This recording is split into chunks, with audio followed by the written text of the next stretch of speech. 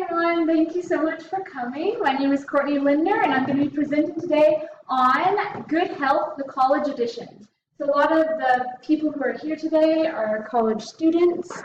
I'll show my wonderful guests. There they are. We have a smaller crowd than last time, but I'm grateful for who's here. So I'm going to be speaking on good health. I have a question to start out with. If you could just take a minute to consider where you spend your time, your mental energy, your physical time, and how you allocate that time to these different categories. And they don't have to be these necessarily, just what you think about with the majority of your time in general.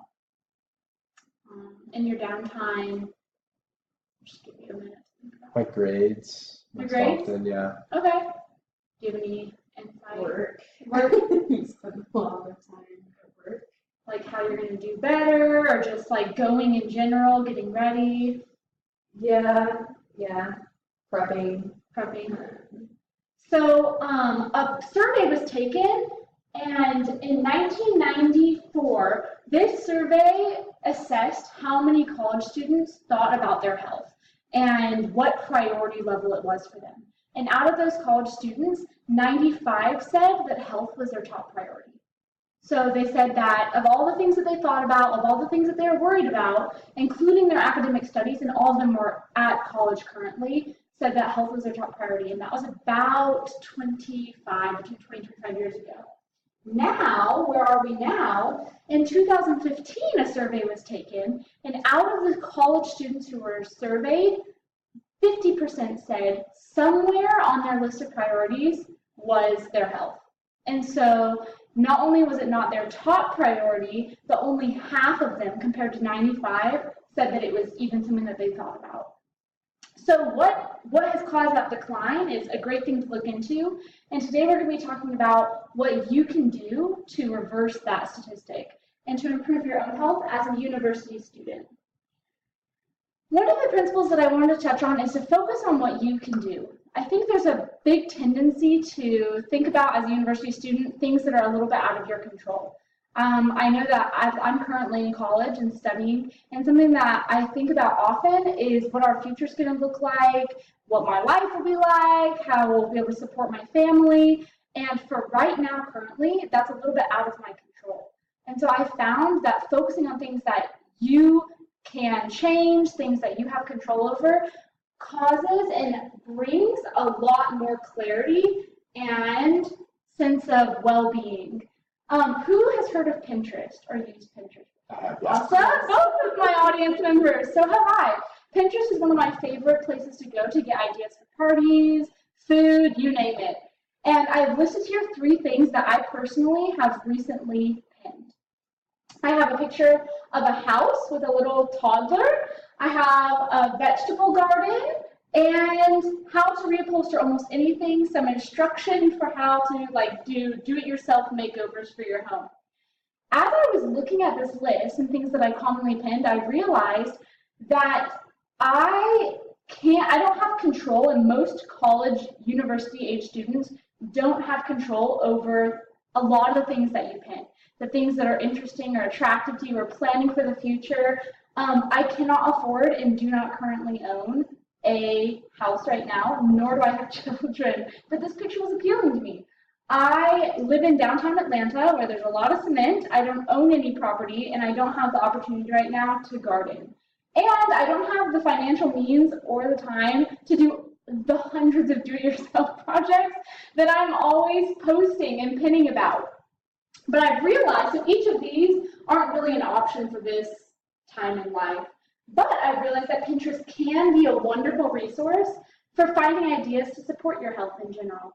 So when focusing on things that you can control, you can utilize a lot of different internet resources, books, friends, the same ideas, but kind of channel that energy into things that are productive for right now, that can help you change who you are now and get you where you want to be. I have some examples, just like a how-to for meditation. Different arm exercises, they have a lot of exercises on basically anything. If you've used Pinterest, you know that. There's a plethora of exercises.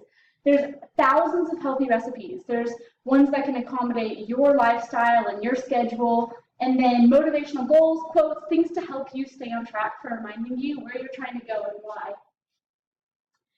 This is kind of the end goal for everyone. I don't know if it's your particular goal, but most people have in their mind a mental image of how they'd want to look or how they'd want to feel, who they want to become. And I've compiled a list of 3 categories that I think are really essential for getting you where you want to go, regardless of where it is. And the 3 are physical health, exercise, we have physical health, nutrition, and mental and emotional health. And out of each of these categories, I've identified individual tips that I found beneficial. But I want to cover first why exercise. Something that's talked about all the time. It's like we exercise for blank benefits. What are some things that come to your mind first? Stress relief. Stress relief, Yeah. awesome. The thing that came into my mind was like heart health. Awesome, yeah. So having just overall, there's a whole cascade of physical benefits outside of just weight loss or physical appearance. There's a lot of benefits that come with exercise. One tip that I found beneficial as I've tried at this age and this stage in my life as a college student to implement more exercise is to establish a routine. Does anyone have experience with establishing a routine for their exercise schedule? Yeah, Brittany, you do? Yes. Awesome. How have you found that that's helped you to like get in the groove of being healthy? Because when I write it down, it's gonna happen. Awesome. If I decide it's gonna happen, it's going to happen. And writing it down for me it's going to happen. Awesome. So like solidifies it. You don't have to think a day of what you're going to do. Mm-hmm. That's something, just personal experience, that this has worked very well for me in the past. And since recently moving, I haven't done this yet, and it's definitely thrown me for a loop. So I've had a hard time getting going, knowing what I'm going to do. I don't know what time of day I'll exercise. So it's really been difficult to get going and to stay organized and to make sure it happens every day. So that's something I recommend, is taking kind of a screenshot of your work schedule, your school schedule, your classes, and looking at where you have downtime and where you could kind of put exercise into any of those areas. The next kind of category or thing I wanted to emphasize was learn to see food differently. This is a unique category because I think it's something a lot of people think about, just eat healthy. But in my experience, it's really, really important to actually see the foods that you're eating differently, to understand what they're made of and what they do inside of your body, and to appreciate how beautiful the world is and the earth is and the foods that you get from it.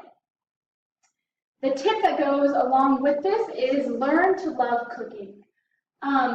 Does anyone that's here have any, at this age or as a college student, any things that are difficult about either learning to love cooking, learning to cook, or being able to do that to increase your health? Yeah, time, I would say.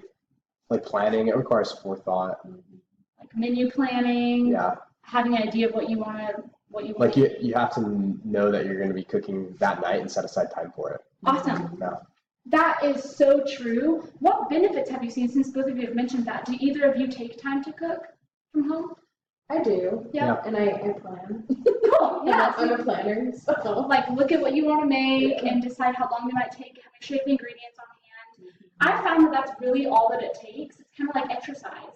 Just allocating that time and also having an awareness of your schedule and when might be best, and learning to love the food and be excited about the creativity you can use.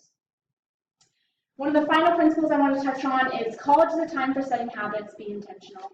And really, throughout the rest of your life, there's a lot of opportunity for setting goals and becoming, but for right now, you're developing a lot of habits that last for years and years and years, and you have way less demands on your time, even though it feels like you're max at school or at work, than before you have other obligations with a career or with your family. A lot of university students have more wiggle room in those areas. And my tip for that mental and emotional health is to practice meditation. Meditation doesn't have to be like sitting and doing alms for 30 minutes. You can do it all throughout your day. It just could be when you're driving, turn off the radio. It can be in the shower, just taking time to be aware of who you are and what your presence of mind is and how you feel in the world and who you're becoming. All of those prayer, if you're religious, that's all forms of meditation. These are the principles that I believe most people, the characteristics and attributes most people are looking for. confidence, energy, productivity, and success. And I found that as I've implemented the different tips I've shared with you in physical and emotional and mental health, that I've been able to achieve each of these much more easily. And my commitment for you today, and my question for you is, who will commit to thinking of what they can do out of the things that I've shared and implementing them in their life? Yeah. Yay! Thank you. Thank you very much for coming.